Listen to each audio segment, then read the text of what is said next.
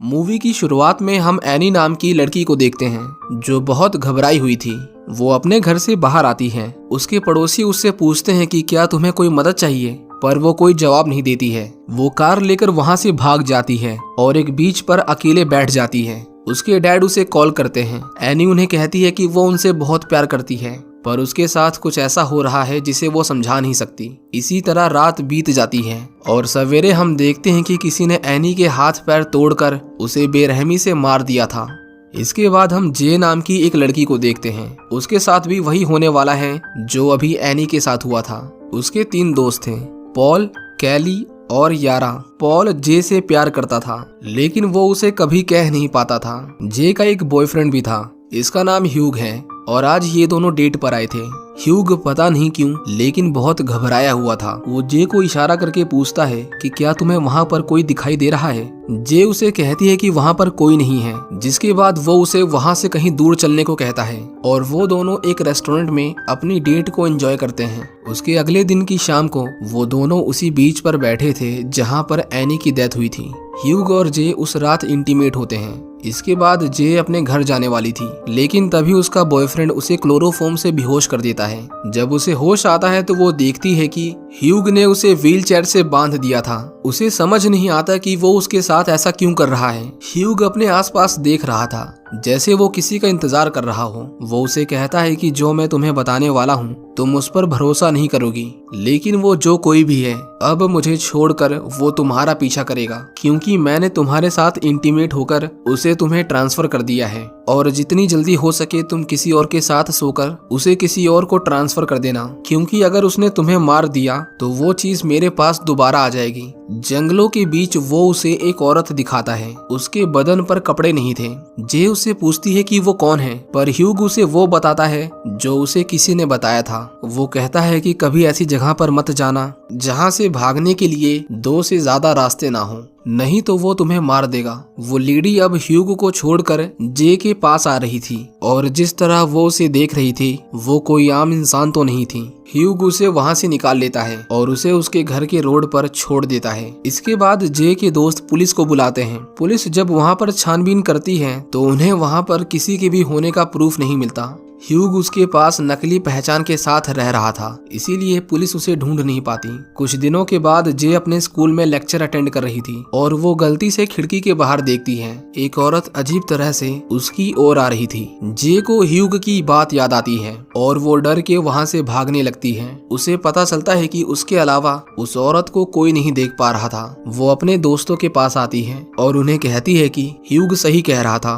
कोई उसका पीछा कर रहा है। वो कहते हैं कि तुम डरो मत, आज रात हम तुम्हारे साथ ही रहेंगे। उस रात उसके दोस्त जे के साथ थे, फिर भी वो डरी हुई थी, क्योंकि अगर वो आता भी तो उसके अलावा उसे कोई नहीं देख पाता। इसी डर से उसे नींद नहीं आती, इसीलिए वो पॉल के पास आती है जो अभी तक सोया नहीं था। वो दोनों अपने पुराने दिनों की बात करने लगते हैं, लेकिन तभी उन्हें खिड़की के कांच के टूटने की आवाज आती है। पॉल उसे देखने जाता है, पर वहाँ पर कोई नहीं था। जे उसके पीछे पीछे जाती है और उसे फिर से एक दूसरी औरत दिखाई देती है, और वो चलते चलते यूरिनेट कर रही थी। जे उसे देखकर डर जाती है और वो अपना आपा खोकर वहाँ से भागने लगती है। वो अपने आप को रूम में लॉक कर लेती है। कुछ देर बाद बाहर से उसके दोस्त उसे आवाज लगाते हैं, पर जे को लगा कि गेट के बाहर वो उसका इंतजार कर रही है। किसी तरह हिम्मत करके वो गेट को खोलती है और उसके दोस्त उसे इतना डरा हुआ देखकर घबरा जाते हैं। तभी फिर से उन्हें गेट के खटखटाने की आवाज आती है, लेकिन इस बार वहाँ पर यारा थी। पर तभी जे देखती है कि एक लंबा सा आदमी उसके ऊपर से होता हुआ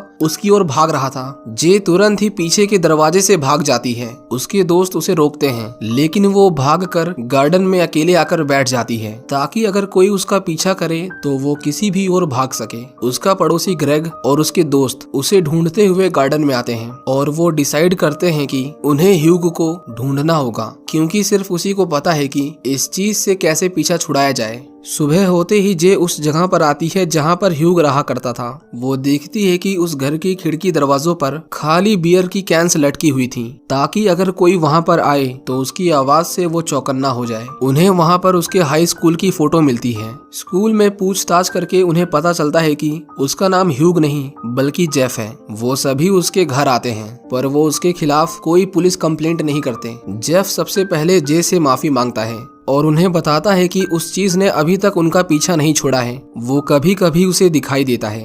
वो कहता है कि जितनी जल्दी हो सके तुम इस श्राप को किसी और को पास कर दो। तुम एक लड़की हो, तुम्हारे लिए तो ये और भी आसान होगा, क्योंकि अगर वो मर गई तो ये कर्ज वापस उसी की ओर जाएगा जिसने इसकी शुरुआत की थी। तभी वो उसकी ओर एक लड़की को आते हुए देखता है, पर वो नॉर्मल ह्यूमन थी क्योंकि उसे सब देख पा रहे थे। उसके फ्रेंड जे को कहते हैं कि अगर जेफ सच बोल रहा है तो तुम्हें वो कर लेना चाहिए, नहीं तो ये जो कोई भी एंटिटी है वो तुम्हें मार देगी। अगली सुबह वो सभी बीच पर थे। यारा पानी में नहा रही थी, लेकिन वो चीज यारा का रूप लेकर उसके पीछे से उसकी ओर आने लगती है। वो उसके बालों को खींचने लगती है। पॉल उसके ऊपर चेयर से हमला करता है, पर वो उसे उठाकर दूर फेंक देती है। वो सभी भागकर एक छोटे से बीच हाउस में आते हैं। जे उसके ऊपर फायरिंग करती है, लेकिन गोली लगने के बाद भी वो उसकी ओर बढ़े जा रही थी। वो गेट को बंद कर देती है। ग्रेग उसे बाहर से आवाज लगाता है, पर वो दरवाजा नहीं खोलती। वो उस दरवाजे को नीचे से तोड़ देता है। ग्रेग उसे कहता है कि बाहर कोई नहीं है, लेकिन तभी उस होल में से एक बच्चा निकलता है। जे उसे देखकर फिर से भागने लगती है।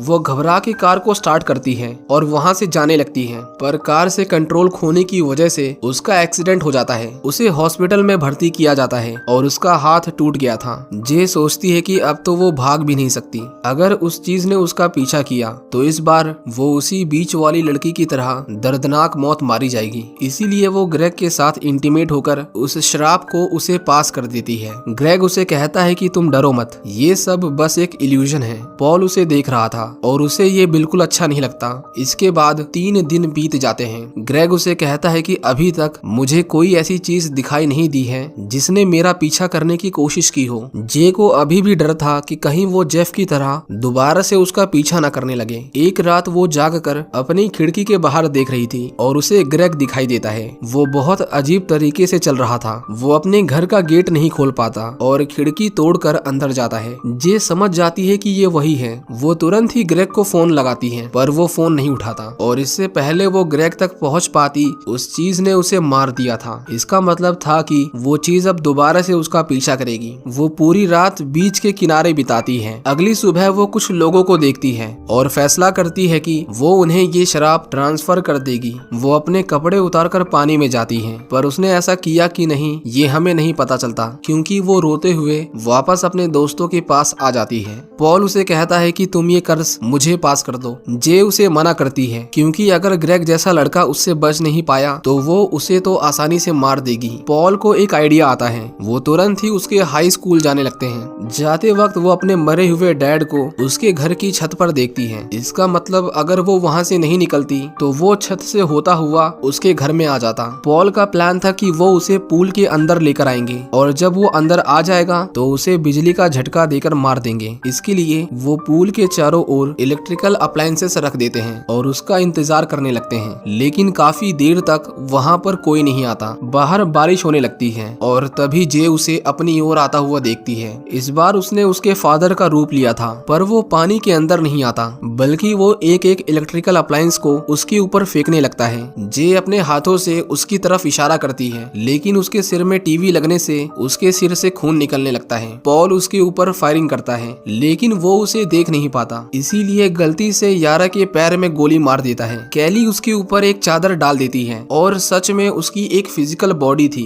पॉल उसके सिर में गोली मारता है और वो पानी के अंदर गिर जाता है। जे तुरंत ही पानी से बाहर निकलने लगती है, लेकिन वो चीज उसके पैरों को खींचने लगती है। पानी के नीचे उसका दम घुट रहा था। पॉल किसी तरह अंदाजा लगाकर पानी में फायर करता है और आखिरी गोली उसके सिर में जाकर लगती है। पॉल जे से कहता है कि वो एक बार चेक करे कि वो मर गया है कि नहीं, पर जब वो पानी के अंदर देखती है तो उसे वहाँ पर कोई बॉडी नहीं दिखाई देती, बल्कि सिर्फ बहुत सारा खून दिखाई देता है और वो श्योर नहीं थे कि वो मरा है कि नहीं। इसीलिए उस रात जे पॉल के साथ इंटीमेट होती है। जे उससे पूछती है कि क्या तुम्हें कुछ अजीब लग रहा है, जिस पर वो उसे कहता है कि नहीं, लेकिन उन्हें अभी भी डर था कि कहीं वो चीज वापस ना लौट आए। इसीलिए पॉल उनके शहर की प्रोस्टिट्यूट के पास जाता है और उन्हें वो कर्ज पास ऑन कर देता है। इसके बाद हम देखते हैं कि पॉल और जे एक दूसरे के साथ थे, लेकिन फिर भी एक आदमी उनके पीछे से उनकी ओर आए जा रहा था। इसका मतलब ये था कि पॉल ने जिसे ये कर्ज पास किया था वो अब मर चुकी है, इसीलिए वो चीज वापस पॉल को मारने आ रही है। और इसी के साथ ये मूवी यहीं पर खत्म हो जाती है।